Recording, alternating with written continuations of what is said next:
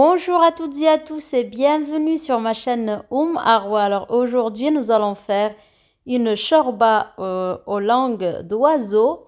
Alors je vous rassure, ce sont des pâtes, donc des pâtes pour potage. Et aujourd'hui je vous montre ma façon à moi de les préparer. Donc il y aura un petit goût, comment dirais-je, qui rappellera la harira traditionnelle marocaine. Donc on va préparer de cette façon, on va prendre une marmite, on va mettre un bon filet d'huile d'olive.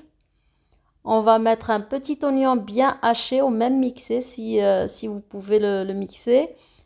Quelques dés de viande de votre choix. Pour ma part, c'était plus ou moins 200 grammes de veau.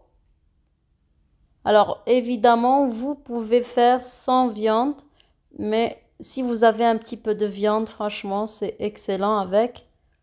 Ne serait-ce que pour apporter un peu plus de goût et avoir quand même ce côté un peu protéiné. Alors, on va couvrir et laisser 2 à 3 petites minutes. Puis, on va venir mettre 2 belles tomates mixées. Alors, sans la peau pour ma part.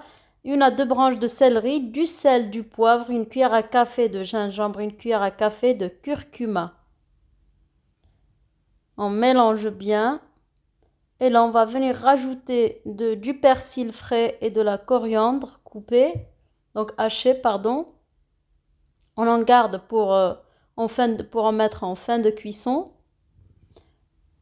Et là, on va couvrir de nouveau 2 petites minutes.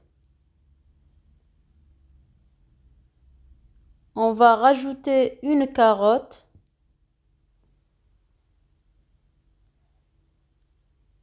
On mélange bien. Le fait de faire revenir le tout comme ça donne vraiment beaucoup plus de goût à votre shorba.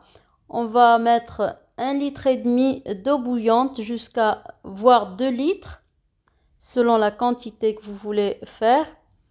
Alors pour ma part, je cuisine pour 5 personnes, donc on peut dire pour 4 adultes puisqu'il y a des enfants. On va rajouter plus ou moins 150 grammes de purée de tomates. Sinon, une cuillère à soupe de concentré de tomate. On couvre bien une bonne dizaine de minutes, voire 15 minutes.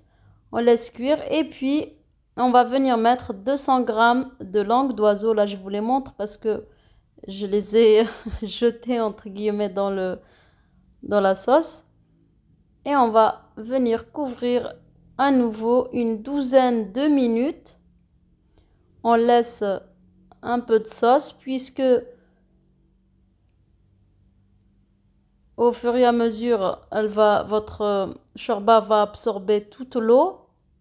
Voilà, en fin de cuisson, on va mettre de la coriandre et du persil, sinon au moins de la coriandre.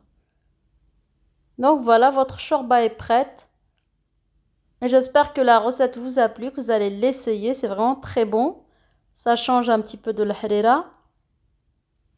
Vous servez ça avec des briques ou des mini batbout par exemple. J'ai tout ça sur ma chaîne si vous voulez aller voir. Je vous dis bon appétit, à très bientôt pour une nouvelle recette. N'oubliez pas de mettre un maximum de likes, de partager et de commenter.